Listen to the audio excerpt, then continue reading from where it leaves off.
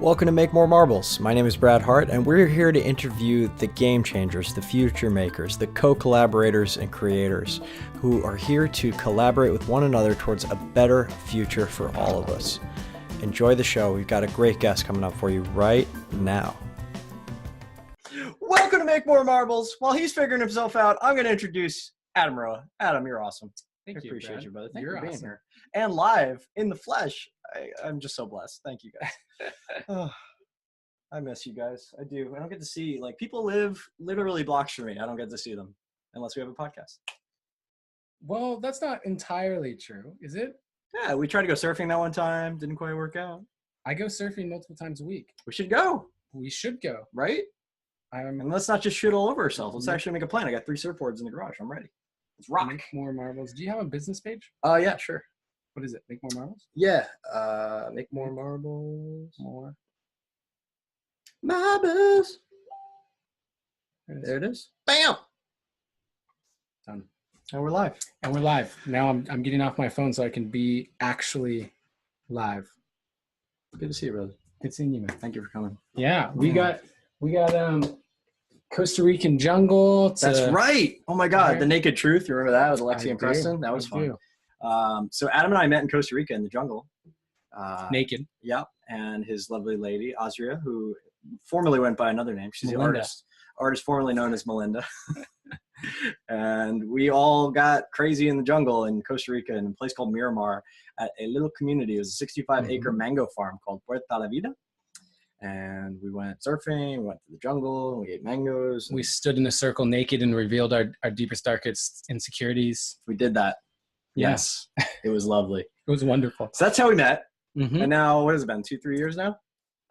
Since then, yeah, I would say probably 3 years. Okay, right on. And we've all grown and changed a lot. I know you have. You had the Sankey effect. I'm not nearly this. I'm not even close to the same person now. I feel like the last 3 years has been a journey of really like shedding so much of myself and then becoming more embodied in the parts that I actually want to embody. Yeah. I could feel it, by the way, guys. I'm getting the vibes right now. This is like when I interviewed Eli Wilhite. I'm in the, I call it the tractor beam or the reality distortion field, where you just get lost in somebody's eyes like that.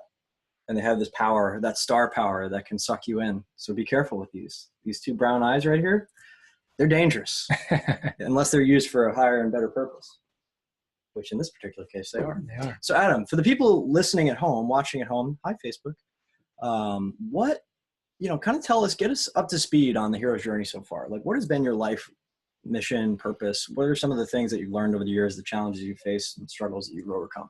Wow. Well, that's a lot right there. Yeah, I would say unpack it. for me, the hero's journey has looked like moving through wounded masculine into embodied masculine, and wounded feminine into embodied feminine. But primarily, I was raised by a man from the Philippines, my dad, and he came here in pursuit of the American dream. And the American dream is linked to materialism. So a house, career, car, like that whole thing. And so being raised with that kind of mentality led me into needing to achieve, needing to prove myself, needing to show that I've earned my worth in the world. And so through a crazy arc of a journey, which I can elaborate on if you want, but Please, yeah. I started as a really small kid, like small, I mean, 73 pounds my freshman year of high school. So like really small, and needing to prove myself and needing achievements to feel worthy. And I reached the epitome of that for high school for myself by winning Homecoming King and my senior year. And that was like this holy grail of all the movies tell you that all the girls are going to love you. And like, everyone's so cool when they're the Homecoming King. Well, I didn't feel any of that. So when I won, I was still insecure and I still had like anger and all that stuff. And so I basically went into, well, this is all like everything they're telling me, all the media and the what my dad and my mom and like society is telling me I need to do. That didn't work at 18. Like that wasn't the case. So what happens if I go and get like the career and the wife and the white picket fence? And that's too. I don't know if I'm allowed to curse on this. We'll keep podcast. them off, unfortunately, because we want to keep our clean rating. Clean rating. Yes. I'm going to stop cursing. Thank you. Appreciate you being aware of that. I can be aware of it. And so, yeah, that led me on this journey of kind of self-discovery and questioning things, asking myself, well, where will I find happiness? And that led to me leaving behind an advertising job at an ad agency and pursuing my dream of becoming an actor. And then that led to beating down my self-confidence and my self-esteem so low that I was just so desperate and wounded that I found spirituality in that like dark time. And that led to an unlocking of everything that you and I have known each other in, which is personal development and self-growth and commitment to being the highest version of myself. And that's my current path now. And so now I coach, I consult, I create conscious media content and still act and direct and do all that, but with a very clear message and intention behind everything that I do. I love it. And I love that you're really clear on your purpose, your focus. So you've taken your strengths, which were your kind of double-edged swords, and now you're using the edge for good. I love it. So talk about what life looks like now. I know you're always traveling. I know you always have a million things going on, but let's talk about like specifics as far as they relate to your current experience of the world. Well, from what, like the material, practical, logical, what that looks like? Yeah, what are you doing with your life? How do you spend most of your time? Who do you serve? That's another great question. So that's a really great question. So my life currently looks like I do consulting work, and that sometimes is one-on-one at like an executive or CEO level. Sometimes that looks like going into a business and doing it more organizationally. And I live here in Cardiff, and my day is full of creation. And so that also includes creating, like I'm designing a video course, an online video course right now. I'm promoting a tour of my one-man show, which, have you seen it? No, not yet. You haven't seen it yet. So the show itself is actually, think personal development workshop meets spoken word poetry music night. Got it. And it's this blend of art and spirituality and linear understanding of self-help concepts that I'd never seen before. And so I developed it, and I'm going to be touring Australia with it in November. That's awesome. And I leave next week. And yeah, so I find that my balance is in creating enough space within myself for source creativity, the divine, to flow through me into whatever projects those look like. I'm starting a clothing line, like so many different things, and not getting lost in that space because it's easy. Like we live in Cardiff, we go surfing. I love the gym. I love yoga. I love surfing. I love movies. Like there's so much that I can get lost in that I can justify as also feeding my creativity and feeding that space. And who do I serve? Getting to that question is I found that my audience tends to be people who want to connect the like high level ancient wisdom esoteric concepts in a way where they can understand and implement it into today's modern world. Got it. So to paraphrase for me, you're taking spiritual and other types of wisdom from the ages, and you're making them practical and tactical based on the current landscape of the world. Yeah, because we're hearing so much in today's day and age about like manifestation, law of attraction, and like holding frequencies and vibration. But like, what does that practically look like? We may conceptually understand the law of attraction, but what does it look like to implement that into your life? What are the practices? What's the understanding that will benefit people who have been born and grown up and are living in today's paradigm? And so that tends to be who's drawn to me, because I realize I think in metaphor, I think in analogy. I see the world as poetry a lot.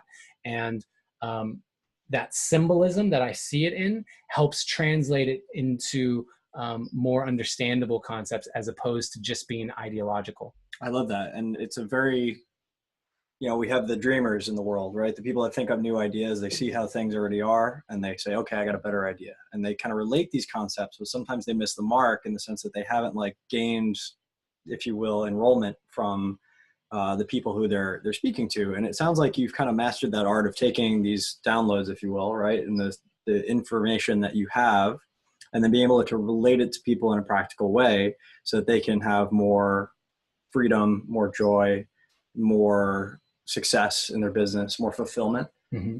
And can we talk, like, just to bring it down again for the audience, like about one person's journey from, I met Adam, this was the problem I was having, this is kind of how he helped me, and then ultimately what ended up happening as a result. Yeah. So let me see which client I could pull from. So one of the big ones, right? When I first started coaching is I used to get a lot of people who wanted to coach, right? People who wanted to express themselves, because for me, expressing myself, since I've always been a performer and an actor for so long, like expressing myself on camera or in interviews has come easier to me. And it's been a point of just experience. And so when I was working with certain people who wanted to say they wanted to start coaching, it would come from a place of, why do you want to be coaching? Like, what's the actual reasons underneath that? And a lot of times what comes out in that is that there's a desire to help, right? There's a desire to serve. And that desire of serve gets really muddled and overshadowed by our scarcity conversations and our desires for our own abundance. And that, even in my own life, showed up early on by working with clients who wanted to work with me and were willing to pay me, but weren't the right fit. And so when I first start working with someone, it's always about stripping away the ideas of what it would look like, because those ideas, especially if they're new to the work, those ideas of what it could and should and they want it to look like are inclusive of all the limiting beliefs and the fears and the doubts and the scarcity that's present in so many people. And so once you remove and work through and embrace and transcend a lot of those conversations around scarcity and doubt and worthiness, well, then the vision of what can be created is all of a sudden quite different. It's usually different. I won't even say quite different. What I'll say is very refined. And so people's message starts to get synthesized down into something that's really specific. And the specificity of that message and the refinement of how they want to be of service is where they can actually create the biggest impact. Because I believe that we all have unique code. And so your unique code on this planet is part of the sustainability symbiosis of the whole. Sure. And only through the refinement of your unique code and the ownership of that can we ever move into like a symbiotic utopia together. And so, yeah, that's kind of what it looks like for me, is mainly removing the junk that's weighing down our natural infinite abundance and potential. I really love that, Adam, because you touched on a really important point, which is the consciousness which produced the problem is not going to produce the answer, right? So you almost have to look from above that and say to yourself, hey, all right, cool. We had this idea of how it should be or would be or could be. And now I have to kind of up level past that to see how, to make room for what could be, right? What the possibility would be, which technically, relates more to what all of this wants to be, right? It's like, this is coming through us a lot of times. It's not always coming out of our minds. It's not always coming from, it's only when we stop struggling and start getting into the flow. And I'm reading that Surrender Experiment book, so I might be borrowing some language. Michael Singer. Great book, by the way, if you haven't checked it out. Is just allowing life to show us what's next, and not getting so hung up on our own ideas or notions of how it should be, but, asking yourself better questions like, how can I be of a higher service to more people? Right? Like, what comes from that when you ask that question? Or in your case, like, what if I stripped away all the nonsense and just got down to the core of what it is I want to do and helped other people do that as well? Yeah. And one of the big things when I was first starting out on this path of kind of self-discovery was recognizing some of the beliefs that I was actually attached to, that I thought were expanding what was possible, that were actually limiting what was possible. So one of the big ones was what doesn't kill me makes me stronger. The cluster of beliefs around that, such as, I'm forged in the fire, and like what doesn't kill me make me stronger. So I had an attachment to pain, suffering, obstacles. Like I had an attachment because I felt like at a really deep level, they were necessary in order for me to grow and to expand. And when I shifted that and reframed that into, actually, I am infinitely worthy. I'm tapped into something that's beyond this linear time anyway. Like the part of our consciousness that goes beyond this third dimension and exists beyond time means that it's not limited by this one life. Yes. And so any idea that I needed the suffering and pain, especially in this lifetime, to tap into like my infinite potential was limiting, and it was only calling in more suffering. And so recognizing that, yes, resistance is a part of life, and it will show up oftentimes because it's the most efficient and the most clear feedback for, hey, here's an area to work on to get you closer to your goal. And it's not a necessity. It is not the thing that's giving you your power. I like that. And I think a lot of people identify with struggle. A lot of people identify, like, there's an old great quote, people will respect you for your successes, but love you for your failures, because everybody can relate to failure, but not everybody can relate to success. Totally. And I think as people go through life, like the only real feedback we have is pleasure and pain, right? Are you getting dopamine, oxytocin, serotonin, or endorphins? Are you dosing yourself? Or are you getting cortisol and adrenaline and all these crazy chemicals being released? And based on that feedback, this physical form will do one of two things. It'll either run towards it or run away from it, right? Depending on how they deal with that. So by kind of reframing the idea that, pain is a part of life, certainly, right? We're all going to go through some pain, but reframing that we don't need the pain as the catalyst, that we can create our own catalyst, I think is a really interesting and novel concept. Can you talk about how that kind of practically weaves into a situation? Yeah. So another aspect that I want to touch on that will give a deeper context to this is not viewing pain as negative. Right. Like the pain itself is just part of this experience of being human that is feeling. It is like what we can feel. And yes, biologically, so physical pain is a different thing. Physical pain is something that we are predisposed to avoid, right? Emotional pain, okay, the sadness, let's say, you experience sadness. Sadness itself doesn't have to be negative. It's the value that we give it. It's what we make it mean about ourselves and about the world around us that leads it to becoming like a negative thing.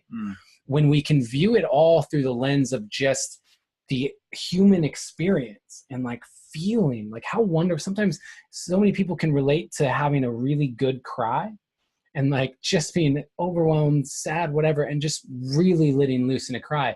And once you've like, it feels good. It feels good to have that move through. And so I work to release the idea that any particular emotion itself, any particular feeling itself is positive or negative inherently. And when it comes to like a real life example of that, I go to hypotheticals of like, what does it look like if you thought of everything as a neutral event? So one of my clients, right, he's had some difficulty in his marriage.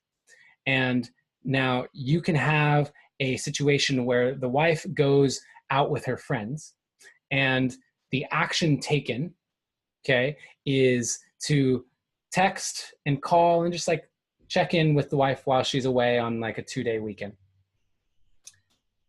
That's all neutral. Her going away, her and him texting, calling. That can come from a place of, wow, I'm so happy that she's getting to experience this friendship and like have this adventure, and I miss her and I love her and I just want to check in and see how she's doing, see if I can be of support, and etc. Right? That's this really loving place. Also, it can be something where her going out with her friends triggers some deep wounding around, ooh, I don't feel secure in my relationship. And now I'm worried about what she might do. So now I'm calling and I'm texting to check in with her, to exhibit some form of control and to make myself feel better, because I have that hook in there. And so my approach to life in general is like everything, the actions that are taken, the events that happen, is neutral until we give it value. And so when you look at something that's happening from a place of pleasure and pain, when an event happens, can you, and it feels kind of painful, can you actually transmute that? Can you go into that and say, how is this serving me? How is this pulling me forward closer to the intention that I want? And when you do that, you can start to see the ways in which it is benefiting you, and that can become pleasurable. That can become something that pulls you forward instead of beating you down. I really like that. And a couple things came up for me is like, there's only two types of communication: the loving response or cry for help. I think that's a really important thing to distinguish. Is like, can you reach out to your, spouse, fiance, whatever, significant other, and say, hey, I love you. I miss you. I hope everything's great. And I'm glad you're having this adventure. Or is it, she's cheating on me? Oh my God, there's something happening. There's something wrong. Like, if that's your concept of reality, that's a very painful one, but it's just neutral. It's just a neutral event. Right. And that's like been drilled into me as an investor over time. Is like, all of it's data, all of it's an opportunity to learn, all of it's an opportunity to, when you start assigning meaning, which is how we're wired, by the way, we make meaning of our surroundings and our situations. That's when things start changing. And I think, for you guys listening at home, and for both of us, I'm sure we've had this experience where something that used to be painful, now we might be able to derive pleasure from. When you first start working out in the gym or doing yoga or surfing, it could be a painful experience. But then all of a sudden you start getting better at it. You start going more. You start to see benefits that are second order consequences, as you will, to borrow from Ray. By the way, this book is incredible. If you haven't read it, Principles by Ray Dalio, amazing book.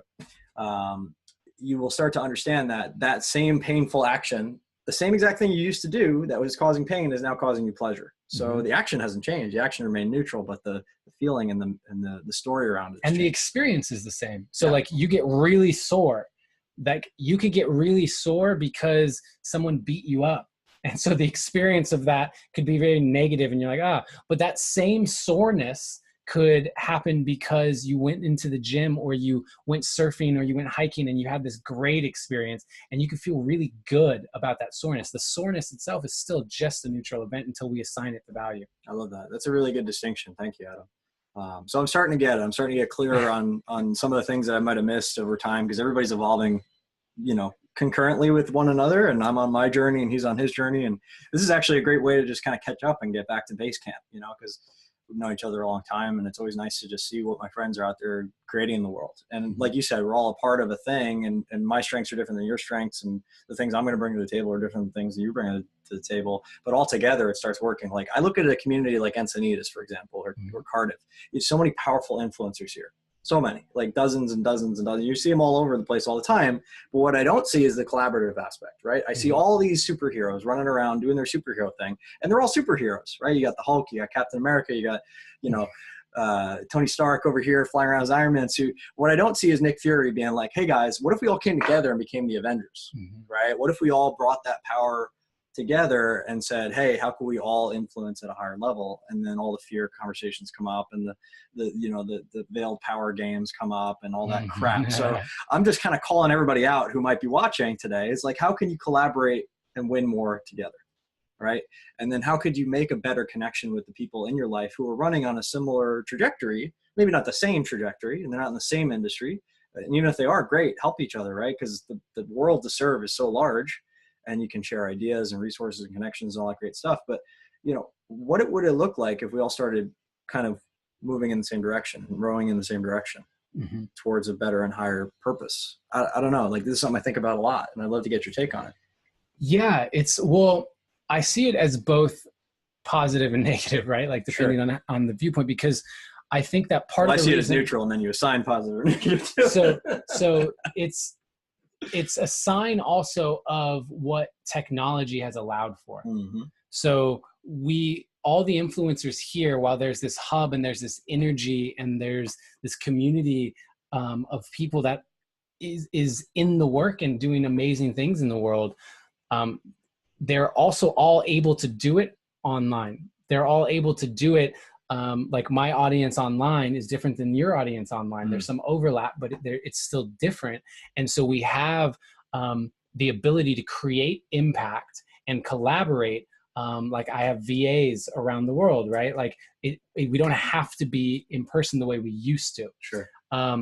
And with that said, I feel like we're coming back. The pendulum swing is coming back from, we went so far into technology and social media and the internet, where it was just like, well, this is the thing, let's just go. And now you're starting to hear this like uproar of, it's creating disconnection. People don't know how to communicate anymore. Like, it's not even real life. Like that groundswell of emotion and energy is going to pull it back into a balance, because the technology is not going anywhere. The internet's not going anywhere. Pandora's box has been opened. It's been open. So now it's about finding how to navigate within that. And I think where we're at, because I don't know how old you are, but for me, like I was born and there wasn't a computer, you know what I mean? Like cell phones, the internet, like all of it started. Yeah. How many people remember a world before the internet? Right? Like totally. And getting the first computer that I ever had with floppy disks were actually floppy. And like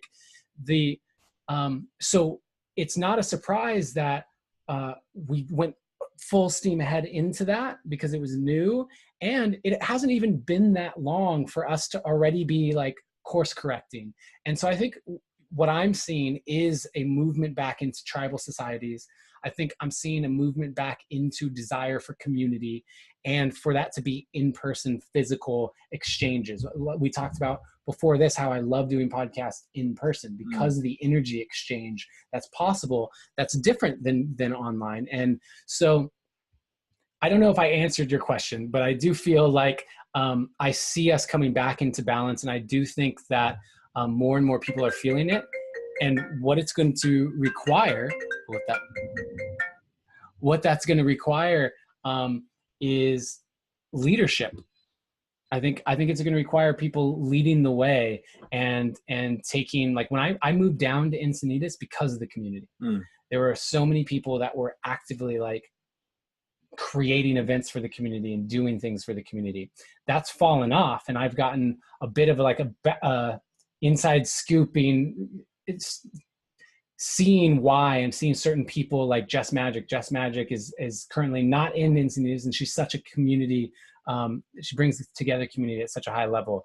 And like certain things, like Eli's has left, and he used to have so many things. Eli Call, Eli Call. So like there's reasons why that's happening. And so then it's a matter of, are there other people who want to step up, who feel called to fill those voids, where it's not reliant on a couple people to hold together a community, but it's actually imprinted as like a holographic, where everyone in the community feels a responsibility for the community. Yeah. And I like that, because no one person certainly could ever do it. And I do my part. I have like little Wednesday night masterminds that we do. And yes, you do. I'm going to come in from the entrepreneur's perspective, from the investor's perspective. That's just what I know. That's how I connect with people, right? And yeah, I have the silly, goofy side, and I have the workout side, and I got all this other stuff. But like, if you think Brad Hart, you probably think about entrepreneurship and investing. So, you're going to have a different lean and create a different thing than somebody else. Adam's, meetups or groups or community events are going to look a little bit different. And also, reflect what he actually likes doing, right? Totally. Like tacos. I love tacos. I brought Cam to the taco stand after our podcast. Which taco stand? Right down here in Encinitas. We can walk to it. Oh, the taco stand. Yeah. Right there downtown. Like catty corner to Eve. Yep. Yeah. Those tacos are delicious. Right? So good. If you're ever in town, you should come check out taco stand. Have you been to Oscar's? I have not. We got to check that one out. Fish tacos. If you like fish tacos. Oh, is it the one next to the gas station that's open all night? No. This is next to Trader Joe's. Got it. To check that out next. All right, getting good taco recommendations for Taco Tuesday. Smoked fish taco at Oscar's Mexican Seafood. Yeah, it's one of the best fish tacos I've ever had. Second best. To bring it back to what we're talking about, I do believe that people have the desire, and if you lived here for any length of time, you know that there's always something social going on. There's free meetups, there's paid meetups, there's this meetup, there's that meetup, there's tacos, there's this, there's that. Courses to take. Yeah, courses, go to Eve and see, like there's plenty of stuff. I don't know whether I'm not seeing it or not in the right vein yet, or haven't found my kind of channel of where I want to be yet. But I really don't see a lot of people collaborating in the entrepreneur influencer space yet. And maybe I'm just not seeing it. I would love to be enlightened to where it's happening. Like, oh, just look over here. But I haven't seen it yet. And I think that's a shame because we have so much we could do for one another. You know, everybody says, yeah, I'll totally do this and that and the other thing. And it's just talk. And I'm not calling anybody out specifically. I'm not saying it's a blanket generalization either. I'm just wondering what could be done to make it better because I think it helps everybody. So what's the thing then, like just put out a call, put out the frequency. What's the thing that you want to be collaborating on right now? I would love for people to come together and share connections, resources, opportunities, people, systems, you know, the guys who have a guy for something, like everybody's struggling with something silently or loudly. And how can we just be there for each other as a support community in, you know, and just putting aside our beliefs about how it should be done and just realize that everybody at their core value set really wants to help. You know, and the way you help looks different than the way I help, looks different than the way they help. And if we all just come together and say, hey, we want to help, we all have this big pile, let's start shoveling, amazing things start to happen. You know, and the collaborations I have had, I want, you know, and I talk about them all the time, I won't talk about them here, that have borne fruit have been some of the most magical, fulfilling experiences of my life, like building houses in Mexico and all that great stuff. So I want to continue to do that stuff. And I know we can do more. So that's my call out to entrepreneurs everywhere, because this is not the only community of entrepreneurs and influencers, certainly. You know, I've lived in New York and San Francisco and Boston and LA, and they're everywhere. I just don't see that unifying sense yet. And maybe I'm just not looking in the right places. Yeah, I imagine it's out there. I mean, I think about the collaborations that we're involved in, or at least discussing even, and I find so many of them to not be location specific, right? That's true. I think about people that I'm talking about collaborating with, even just going on this tour. And Monique Benabou is going to be my opening musical act. My friend Cam Adair is going to MC the show, and we're going to go out there. Monique lives in LA. Cam lived in San Diego. He's nomadic right now. Is he in Portugal at the moment? He's back. He's back. He leaves again. He flies out to Calgary like Thursday, something like that. But he's been back for a week. Anyway, the point is that he's nomadic. She's in LA, and yet I feel like we are collaborating and we're tribe. So it comes back to what you're talking about, where like, can we be more location specific? And I think there is a movement back into that. And I think it's just a little bit of that pendulum lag. I don't create that. No, it's good. It gives me hope too, because at the core of my being, having been a kid that got beat up and left out and done the whole thing, like that belonging thing, that's big. And I really want people to feel like they belong to something. That's my double-edged sword, right? At the same time as I'm pushing away connection because of all the pain and trauma I've had around it, I'm inviting it in my life. So I have to find that level. And I catch myself doing this quite often where I'm like trying too hard. I'm like, Brad, you're trying too hard. Just let it happen. Okay, cool. Go back to doing my thing and my flow. And understanding that as my double-edged sword has allowed me to then create also community for people who feel like they're left out. And I think tribe or community is so important. It can be one of the biggest tools for growth. It can be such a huge catalyst and supporter of our own individual and collective growth. And I tell people, because I get a lot of messages actually on this topic where people are like, I feel like no one in my city, no one in my town has any similar beliefs to me and et cetera. Well, my advice is always, do you? Like, really, like you just said, get back to like, stop trying to like get back into it. You're going to meet the tribe. You're going to meet your collaborators. You're going to meet your friends and your lovers. Like, you're going to meet those people who are most aligned with you when you're living your alignment. Right. And so when it's someone who loves to travel and it's like, none of my friends or family love to travel. It's like, great. You know where you're going to meet people who love to travel? Traveling.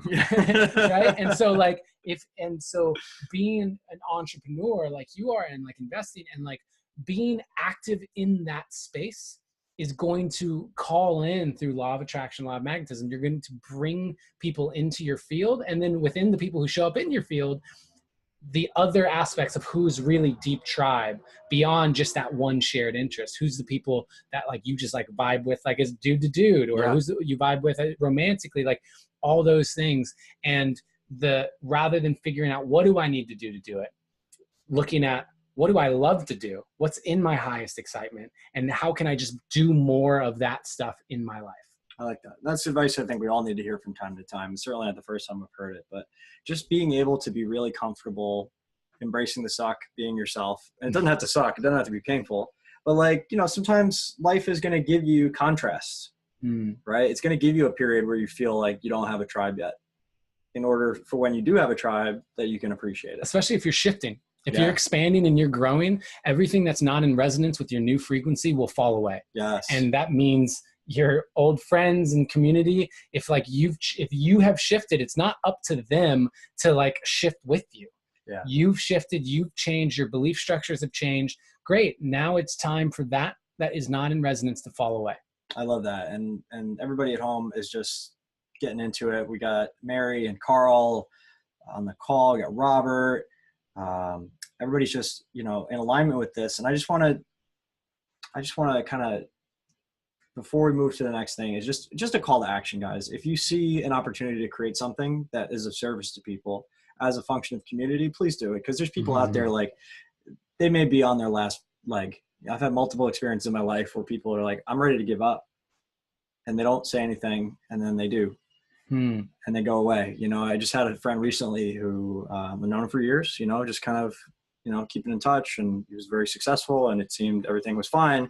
One day he posted on social media a suicide note, and then he goes dark and nobody could find him.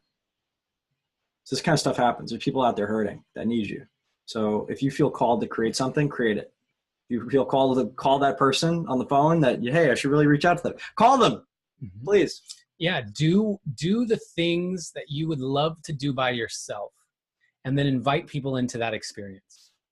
Do the things that fill you up, and then find ways to incorporate others into that experience, and have it be a foundation of like your joy that will continue and be it's not relying on anyone else or anything. And that's such a healthy place for a community to evolve into and from.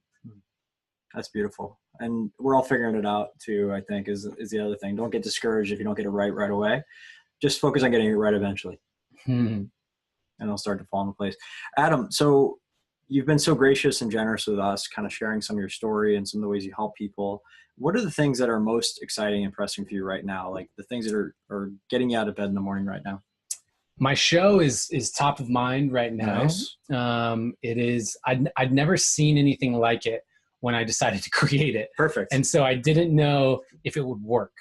I was like, I hope this kind of works. And it is so powerful. I'm so proud of it. And the fact that I get to go tour it internationally in a week is... Where are you going to be in Australia, by the way? Where are some of the cities? I have a lot of Australian friends. Awesome. Yeah. Melbourne on November 4th, Gold Coast on November 9th, Sydney on November 14th, and then Perth on November 18th. Wonderful. Anybody out there who's in those cities, come check out Adam. He's going to be in your neck of the woods. Check it out. AdamRoa.com, the upcoming page. You can find out all the information. That's what's most present for me now. I'm learning a lot about what it takes to promote and market and like put on an international tour. And Alexi and Preston made it look so easy. Alexi and Preston made it look so easy. And so that's a valuable experience and something I'm very much in.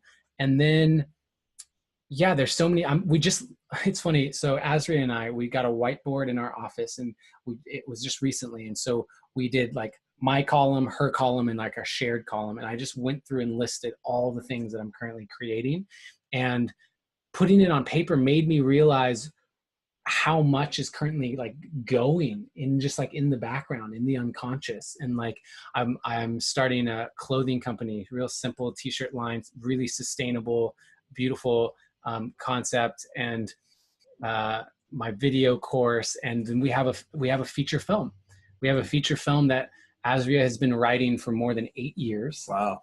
And it tells the story of what an awakening looks like through plant medicine, and also wrapped in like the Hollywood Hills party scene. Like, it's really incredible. And we have we have ideas on how to create it, how to market it, how to distribute it, that are all different than the traditional models. And so it feels like such a amazing new, and whenever you're doing something new, like with the show where like I haven't seen it before and this is new, there's an energy of creation that's really exciting that gets me out of bed in the morning and like I feed off of it. I love that. And I'm sure a lot of people can relate. Like we have that idea that's just burning inside you and you just want to create something. And that's what this show started as. Like, I want to have the conversations with people that nobody's having. Or everybody follows that formula. Like if you've ever been on a couple podcasts, you'll start to notice they kind of ask the same questions of everybody. But not everybody fits in the same nice, neat little box. Sure. You know, so I really wanted to just get into it with people and see what they're all about, right? In their words, and then help people to kind of translate that in a way that makes a lot of sense and they can pull out the nuggets that are valuable. It's so funny because that's the exact reason I started my podcast. I love it. Is actually, can't wait to come on it. Yeah, he's going to be on it. Woo! The deep dive with Adam Roa. He's going to be on. The thing about my podcast was I realized I was having these conversations with people. I remember you and I can't remember who else. I think it was Lisa. We ate at Cafe Gratitude. Oh, in LA. In LA. Yeah, that's right. And like that conversation, the conversations that I have with Preston and Alexa, like all of these conversations that I'm having, I feel so blessed to be having because they're like getting into some real stuff, like really just like no superficial stuff. Like what's really going on with you? What are you excited to create in the world? What's the impact you want to make? And I've found like when I would go back home to Arizona and discuss things and be around my friends and family, the conversation was so much more surface level. And I started to recognize that I'm the abnormal one. Those conversations that I'm having regularly aren't normal conversations. When someone tells you, oh yeah, like, yeah, I'm all right. I'm doing like this, to really like, well, what's really going on? What's going on with you and your wife? Like those questions are not a social norm and those conversations are not the social norm. And so I wanted to start a podcast just because I wanted to get amazing people like you just to have a conversation and give people access to what that looks like and make those sorts of conversations, those topics, those emotional vulnerabilities normal and okay, because I think they're incredibly healing. Yeah. And I think everybody has this sense of like, oh, if I can't share that, if everybody knew that, then the world would be a better place because everybody would feel like less broken, you know? And that's really what we're here to do is like, yeah, I use my lens and you use your lens, but at the end of the day, we're here to connect. We're here to connect with people. Like that's the only thing that's going to bring fulfillment long-term. Yeah. If you believe that you had some kind of choice as a soul or consciousness about coming into human form at all, why would you choose to be human, to be isolated? Yeah. You know what I mean? Like you could choose to just be like a ball of energy floating in space or something. Like you don't, like you don't actually. Space ghost. I know my next life reincarnation. Yeah. Like isolation is an option in other realms, but like choosing to be human seems like choosing to interact and have experiences and relationships. I love it. Well, thank you, Adam. And since this is the Make More Marbles podcast, and we're all about, you know, connecting people to resources and opportunities and people and systems, and you've been so generous with us in sharing your knowledge, wisdom, etc. What are the things that we can help you with? Like, there's a lot of really smart people out here watching, listening. Thank you for checking us out. You know, what are the ways we can help you move your mission forward faster? Thank you. That's a wonderful question. Let's see. I'm gonna simplify it. Basically, I am looking for, let's say, 3 things. One is people who want to attend or help spread word about the show. It's called Permission to Think Freely. If you're in Australia, I would love for you to come.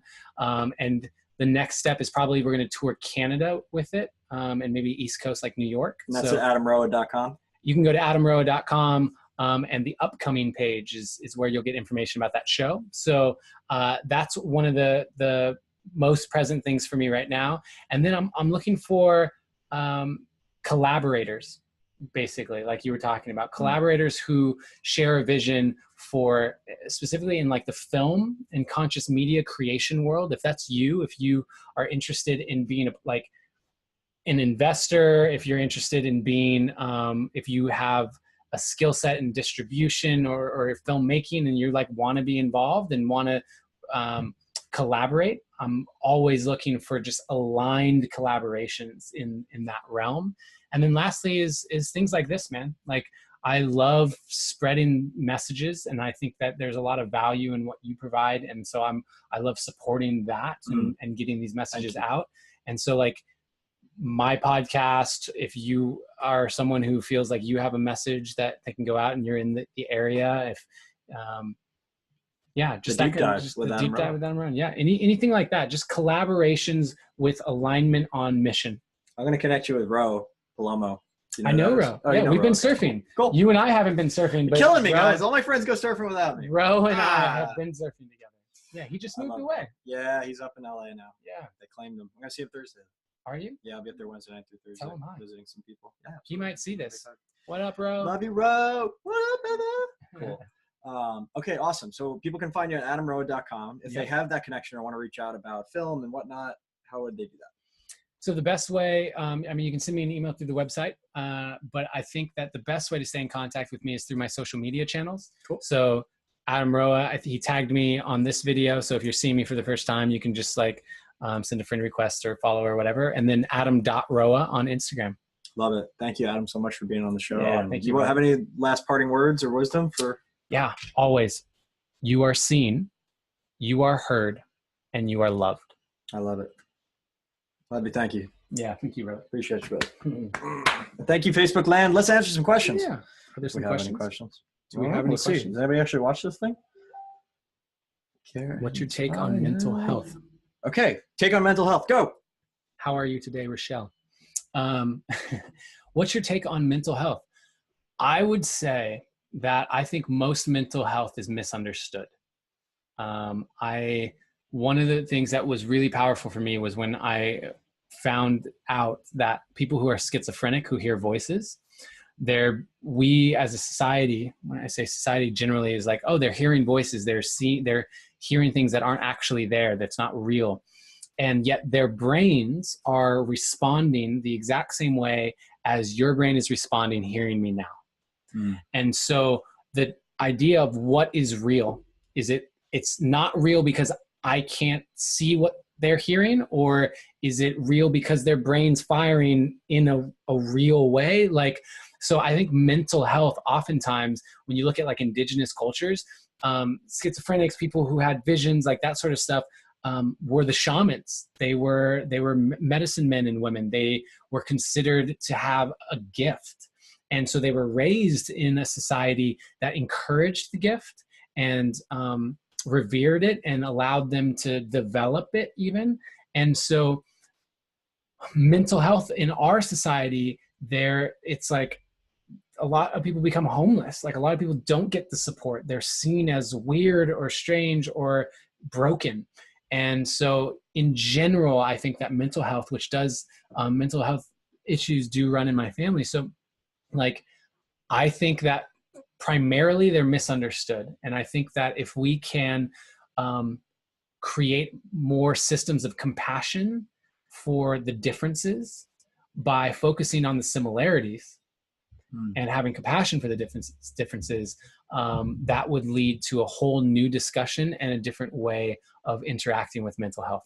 What have you found to be the best resources for people who might be struggling or know somebody who's struggling with a mental health issue at the moment? I think going back to what we were talking about, I think that the things I've seen most beneficial for people struggling with mental health has been community. Okay. I think that feeling like there's people that they can talk to, and like whether that's like a family member. I know for myself, like with my family, there were times where my family members didn't feel like they could come to me and talk to me. And so I've worked really hard to create a new container where they can come to me. And I think that like, that's what I know how to do, right? I'm not a mental health professional by any means. I don't know much about the science behind the mental health issues. And so, but what I do know is that they're still human. And all humans want to feel loved and they want to feel acceptance and compassion. And so I think that providing a space for them to receive that aspect is really healing. Thank you, Aaron. Thank you for the touching message. Everybody out here who's struggling, PTSD or suicidal or anything going on, there's a lot of different resources, guys. We just reach out to somebody. Please just let them know you're hurting. Just want to talk. and like let them really know, like, I want to talk, like not just, oh, it'd be great to hang out. No, I have something going on. I'd really like to speak to you. Mm-hmm. And what may come out of that might save your life. It might change the world, and it might change the world for everybody else too, because when you light a candle, you light 1,000 other candles, that same candle without diminishing that one flame. So never think that your contribution doesn't matter, because it always does. And thank you so much, Adam. Thank you so much for everybody who's watching at home and everybody in iTunes land and all the other places that this goes. We appreciate you. We love you. We thank you. You are seen, you are heard, you are loved. Much love, people. Thanks so much for listening to the Make More Marbles podcast. For more tips, hacks, and strategies to create an amazing, abundant life in your health, wealth, and relationships, whatever that means to you, head on over to makemoremarbles.com. Check out our cool explainer video about what we're about, and join our community of entrepreneurial game changers. We want to help you level up your life in every possible way. And don't forget to subscribe to us on iTunes, Stitcher, or Google Play, wherever you listen to your podcasts, and please do leave a review. Thank you so much, and we'll see you on the next podcast.